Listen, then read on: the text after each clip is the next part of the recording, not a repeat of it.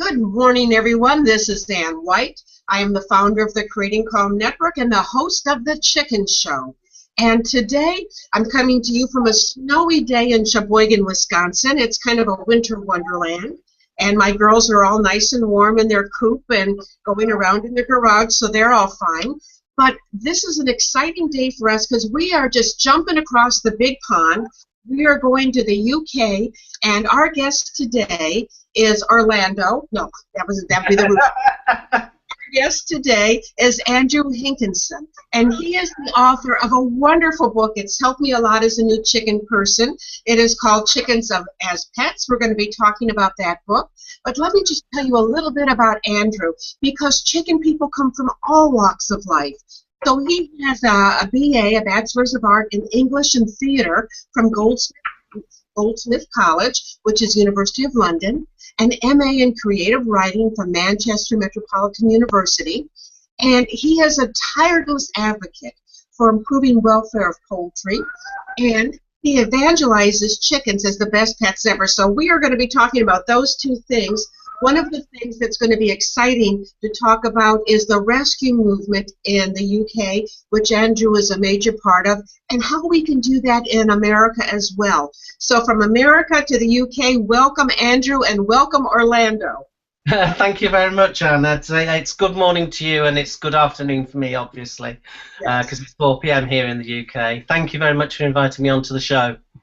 Thank you, and tell us who you're with. Now, I see tail feathers, so I'll bring him up here. This is Orlando, and Orlando is very chatty. He's a Serama cockerel.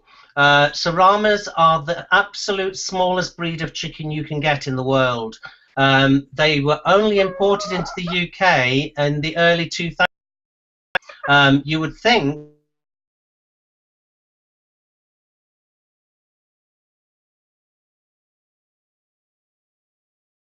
find. They make great indoor pets. They're as easy to keep as rabbits or guinea pigs or mice or rats or anything like that. And they absolutely, I just can't sing their praises enough. I absolutely love this breed.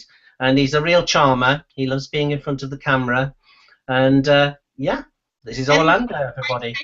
He's been on the BBC as well. So from the BBC. He's been on the BBC. He's wowed the staff at the BBC. He's been sat in front of a microphone, and the presenters turned around and said, "Just look at the window." And at the window, all the BBC office staff have been at the window, tapping on it and waving. They've not been doing it for me. They've been doing it for him.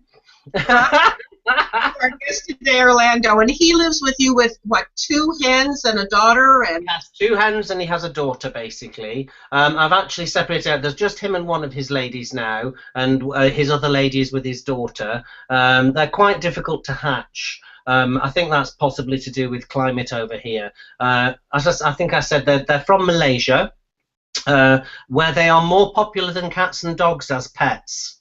So chickens have been kept as pets for a long time. And as I say, people often ask you, one of the first things they ask you is it easy to keep chickens as pets? And certainly starting with Seramas, given their size and given their friendliness, and they're great around children, etc., I say, well, yeah, absolutely, very easy. As with all animals, treat them with respect, show them love, take note of all their dietary requirements, etc., and you've got a great pet. Right, and that's what I was going to ask you, because you say that chickens are the best pets ever. And I know you have cats, and I'm a dog person. Why would you say chickens are the best pets ever?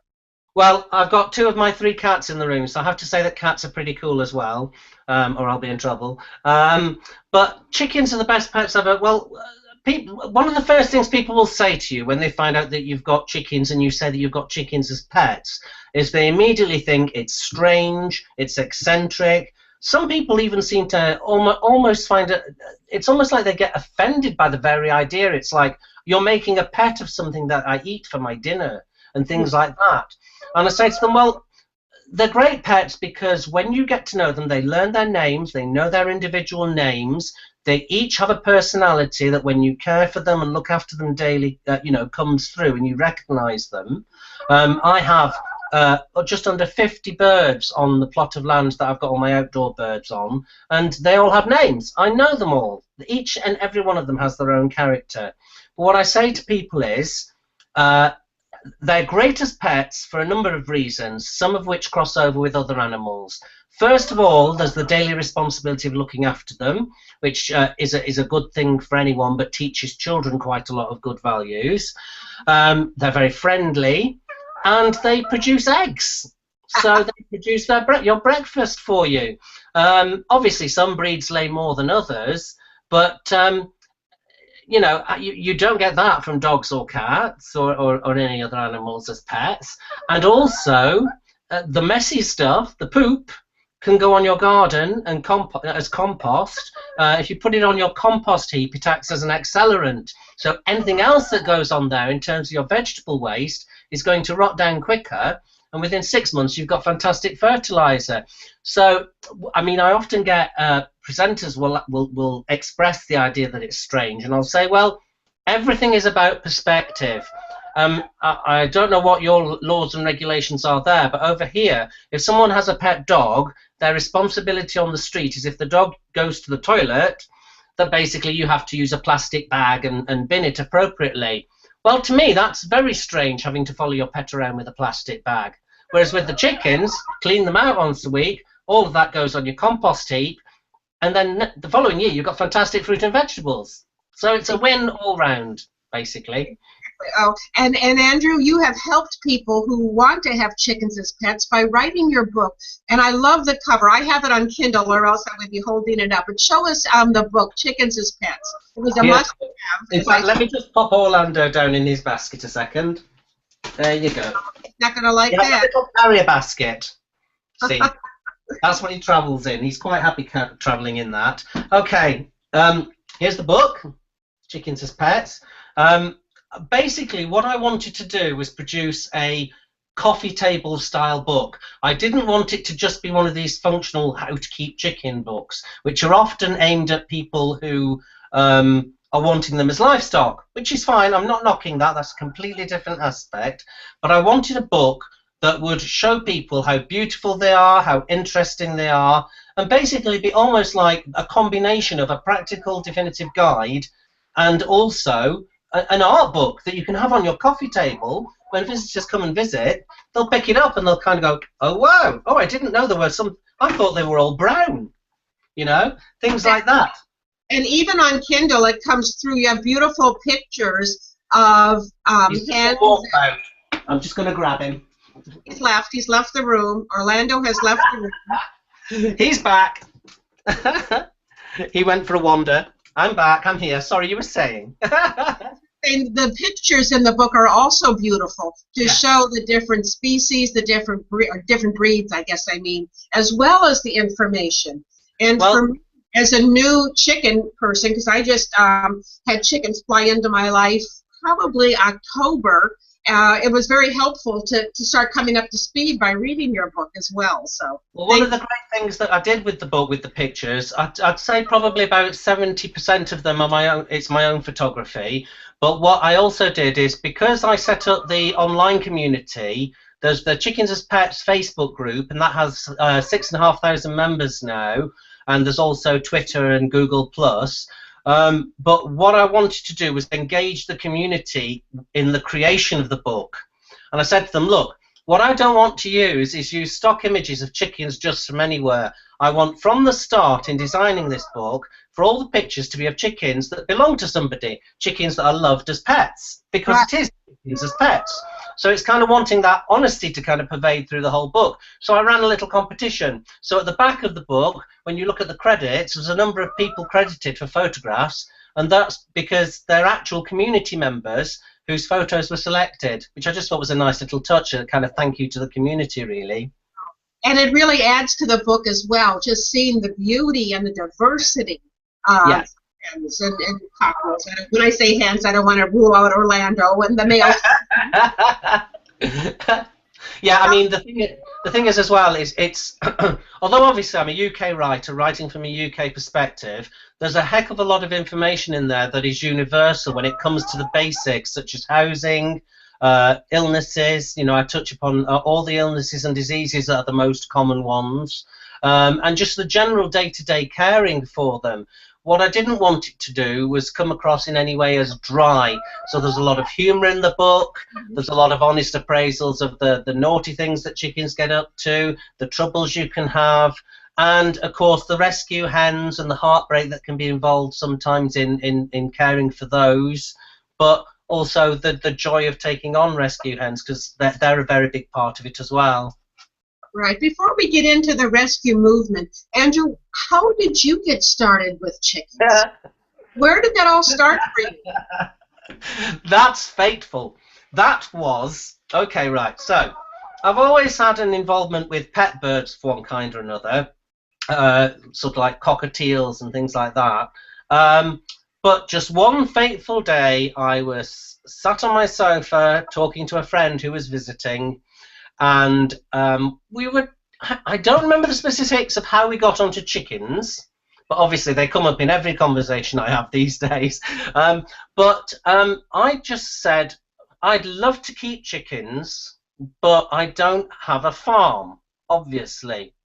And my friend said, you don't have to have a farm to keep chickens. And that was the start of it. I immediately dashed over to the computer, started doing a search, and I remember looking in front of the computer at a web search and thinking, oh my gosh, you know, kind of turning around and going, look, and all these colours, all these breeds, oh my gosh, I have no idea. Oh, look, those ones look like they're made of cotton wool. That's the silkies, of course, you know. Yeah. And oh my gosh, those ones can grow to 4 foot tall. That's the Jersey Giants. And so it was just, all I can say is that casual conversation of fate just lit a fire under me, you know, and it just tapped into so many things. I'd been concerned about animal welfare for a long time, specifically, well, generally, but specifically with regards to chickens, to the horrible cages, to the processing of them, the suffering that they go through in the cages. And I'd wanted to find a way to kind of opt out of that. So the very first hens I got were rescue hens, because there's a number of charities over here that work with the farmers. They don't work antagonistically, because the farmers are only doing what they have to do economically to survive as businesses, you know, catering for demand, basically. So they work cooperatively with the farmers, but they take as many hens as they can at the end of their so-called productive commercial lives. That means that they're not laying every day, basically, after 18 to 24 months. And they have special collection days where volunteers go and take all the hens that they can, and then they check them all out for health, clean them up, make sure they're all okay, and they arrange for people to come and basically take them on as pets and give them happy lives outside of cages, you know, in gardens, in backyards, wherever. And there's something incredibly satisfying about seeing these often bald, pale, very sad-looking birds that have been incarcerated without natural light for so long. Brilliant. Suddenly finding sky and grass and worms, bugs, and that first morning that they emerged from the coop, and you have to put them to bed because they don't know how to do it at first. They haven't been able to indulge any of their natural instincts. That following first morning, you get up and basically see them kind of emerging, sticking their heads out of the door, making curious sounds, and it's just incredibly satisfying to see them starting to heal. And within 2 months, they've got a new set of feathers, and they're just not the same birds at all. But they are among the most intelligent breed of chicken, all the ones that are kept in cages, which is, for me, the added tragedy of it, because these are not stupid creatures that are being kept in cages. They are intelligent, they are sociable, you'll know now they form friendships. So yeah, that's how I got into keeping chickens, and I've always kept rescue hens, always will keep rescue hens.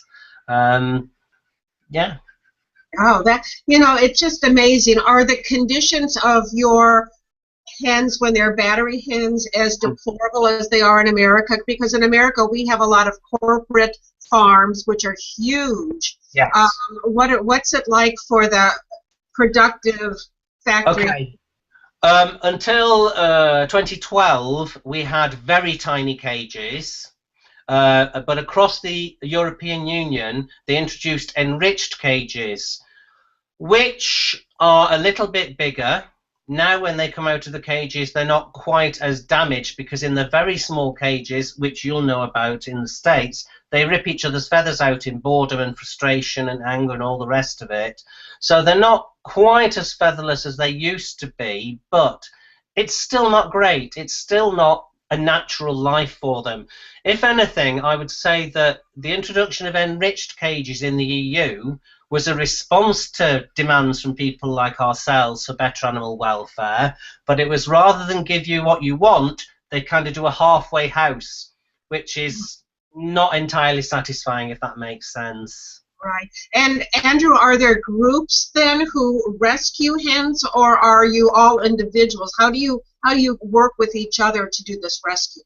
Well, Chickens as Pets plays a part because one of the things I say that the forum that we keep on Facebook is promoted as family friendly, which most forums on Facebook are not. I mean, you'll know. I mean, a lot of forums are a free for all for people being abusive and nasty and swearing. And what I wanted was a place where people could bring their kids to look at posts and articles because people put pictures on, videos, they ask questions. I just wanted it to be a kind of safe space. So we don't allow kind of any spam ads or any unapproved ads. Don't get on there. But I've always said the rescue hen charities can always post their collection dates and fundraisers, so they don't need to ask. They just go on there and post, so they can all share that information.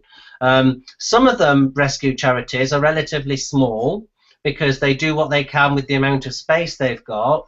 Others, such as the British Hen Welfare Trust, has thousands of volunteers around the country, and it has various high-profile patrons, like I believe Jamie Oliver is known in the US, and various other kind of celebrities and so forth. So there's a lot of people kind of getting on the bandwagon now with this and recognizing that what we're doing is a good thing, you know. And when you take on the rescues, they are laying quite regularly. They lay quite a lot of eggs for the next 2 years. It's simply that on a production line basis, if they're not popping an egg out a day, their time is done. Yeah. And how old are they then when they're typically rescued? About 2, did you say? About 18 months, sometimes as old as 2, but about 18 months old when they come out of the cages. But in all that time, they've had no human contact. No human contact at all. From the moment they're stuffed in a cage, that's it until they're pulled out of a cage. You know, and of course the broiler hens, the meat birds, have it even worse because they are fast matured.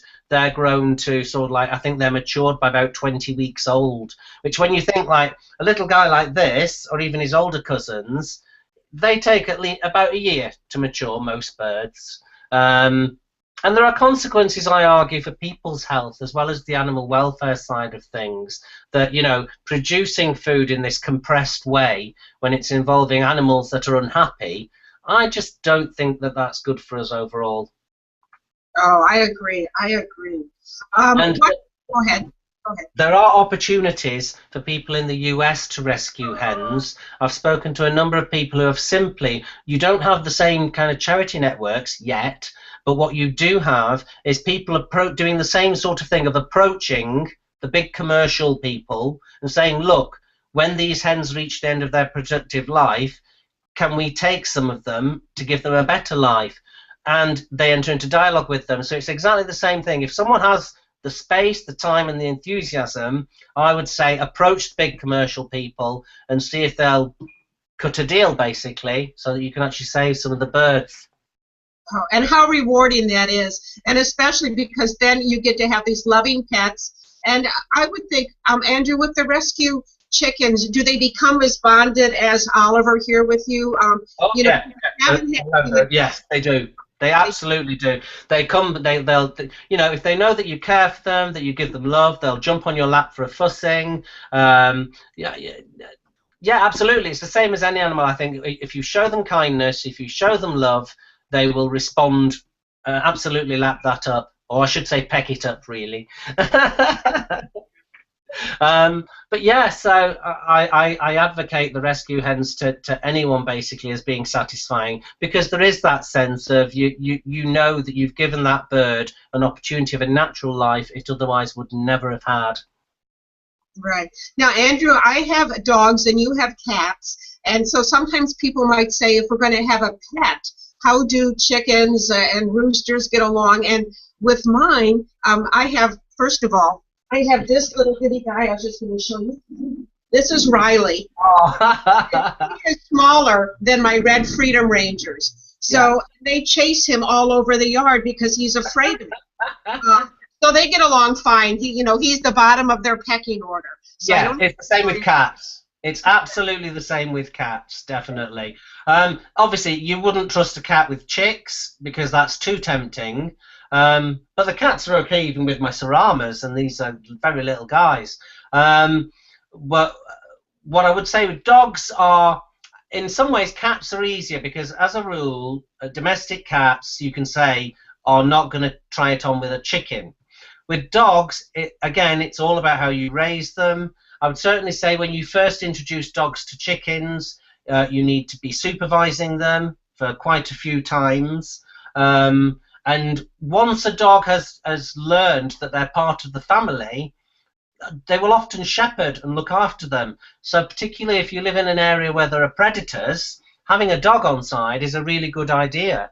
Similarly, to avoid rodents and so forth, like rats and mice, having cats about the place is a really good idea. So, yeah, in the book I cover kind of your basic responses to predators. Mm-hmm. And one of the things I always say to people is prevention is better than cure. So where possible, whatever kind of coop you have, raise it up on stilts, because otherwise, if you put it flat on the ground, rodents will think it's a very desirable residence, basically, and will make a home there. If you raise it up, not only can they not do that, but you also give the chickens an additional place to shelter from bad weather and to pop their food and so forth and so on. So little tricks like that, if you can do those, are easier than having to deal with a problem once you have a problem, basically. Andrew, you talk about an allotment where you have your, say, 50 hens. What is it like? Is it like a lot, or is it part of is it a fenced-in area? What is it like for your? Basically, what we have over here, there's a legal requirement for local councils to provide a certain amount of land to local people wherever you live for the growing of food. Sometimes not always the keeping of livestock. And basically, you rent the land off the council. What it gives people living in towns and cities, who sometimes live in high-rises or high-rise apartments, or they live in houses that only have yards, it gives them the opportunity to have a bit of space to grow things and keep things. So my space is about, it's about 3/4 of an acre. It's quite big. It's about 3/4 of an acre. I've been very lucky with the size of my plot. And yeah, it's an absolutely, it's a wonderful thing to basically get people out of the idea that you have to have lots of money to be able to access land, and people who have no space at home can actually get a little bit of space. So yeah, it's fantastic. And all fenced in, and then you have a raised. Yeah. But basically, all my coops are raised up. Literally, they're on stilts. Even my shed is on stilts because it's on an angle like this, you see, my land, so all the water runs off. So the shed, in order for the shed to be on a level, one side of it's actually raised up. And of course, the chickens have decided they love going under there. They go under it in the winter when it's cold, and they go under it in the summer to get shade. So, yeah, it's fantastic. It's wonderful. And I see Orlando is kind of cuddling up on your chest. He's just nodding off here, actually, no. Absolutely he's nodding off. But these guys have travelled the length and breadth of this country, because what I do is, because they live in an indoor hutch, which is sort of like a plastic thing, it's very easy to pop them in the back of the car and take them anywhere. And I wouldn't recommend that with the larger breeds, because they'd have to go in carriers and they would be distressed. You know, I can't be, although I've got cats here, I can't tell you how many cat carriers I have. I have about 10 of the plastic carry things for cats, because they're great for chickens, but only for when you're collecting them from places or going to the vets. Whereas these guys, essentially for them, their home is on wheels. So I pop them on the back seat. They've got their water, they've got their feed. They can happily go anywhere. Orlando and his ladies went down to London recently, and that was amazing because I went into a school talking to 7-year-olds and 9-year-olds, two separate groups who had never seen a farm animal living in the capital city. And their teachers showed them photographs of Orlando before we got there.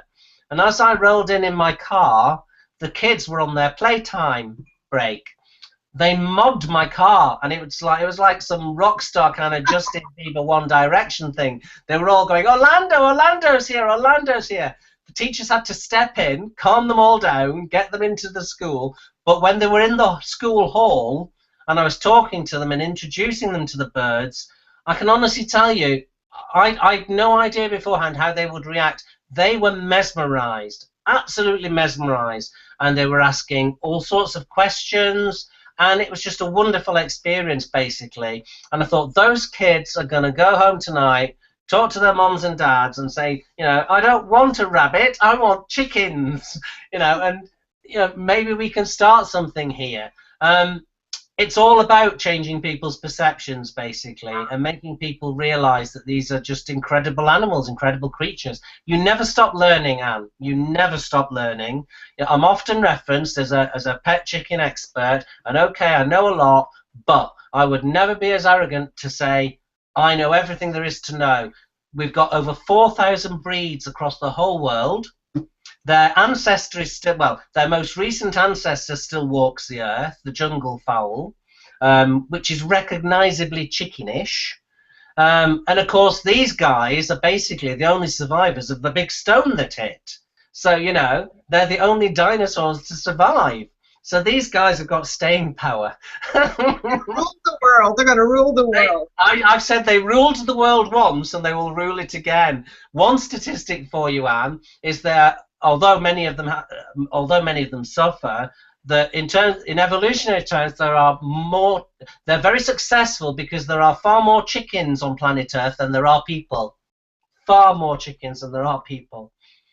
So this has been so much fun, and time is going by. I hope you'll come back sometime. I'd be very happy to. Anybody who wants to find Andrew on Facebook, Chickens as Pets, or for those in America who use Amazon, I don't know how your book is sold in the UK, but Amazon in America is where I got Chickens as Pets.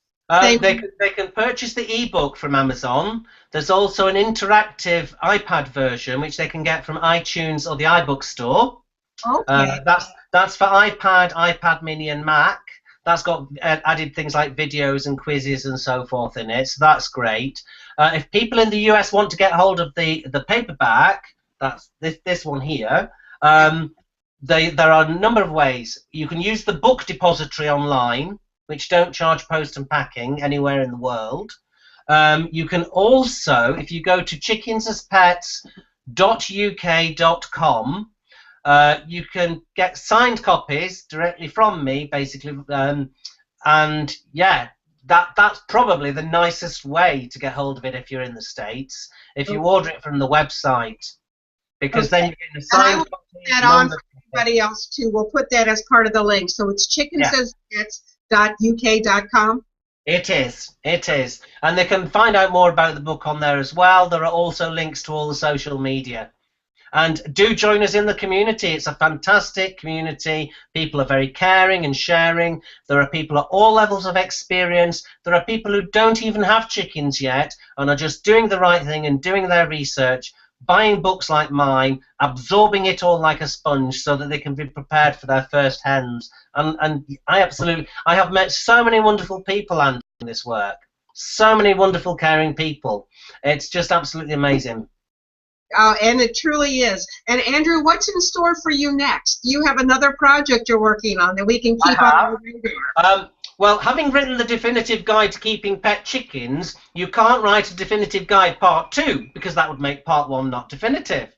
Okay, so I decided that there is a market for entertaining animal stories. So my next project that I'm writing is basically kind of how a person ends up how I ended up keeping pet chickens. I've had various encounters with all sorts of different birds throughout my life. So it's basically a kind of autobiographical book. The next one, full of funny kind of stories. It's what I would call it's a feel-good animal stories book is the next one, which I certainly think that a lot of the people I've met through chickens as pets will appreciate, basically, because all sorts of birds have been in my life, Anne. I've had seagulls land on my lap needing to be helped. I've had blackbirds knocking on the door and coming to stay for 2 years. I've always had a thing with feathered creatures, basically. We'll look forward to that and make sure we have you back. And then on a personal note, have you been pooped upon once during our show, or are you still all clean 30 minutes? Certified poop-free, which, every chicken keeper, if you bring a chicken indoors, make sure you have some tissues handy. Absolutely. Kitchen towel. Absolutely. But no, he's been very well behaved and he's fast asleep. He is. He's just as cute as can be. We did an interview last week of house hens, and I asked the woman, what is the one question everybody asks you? And it's always, what do you do about the poop? So there you go. Have your Phoenix. He is just wonderful. So thank you for sharing Orlando with us. And the website, everybody, is chickensaspets.uk.com. Andrew, thank you so, so much. It's been a pleasure having you on the Chicken Show. It's been great fun. Thank you, Anne. Bye-bye, everybody. It's a clucking good time.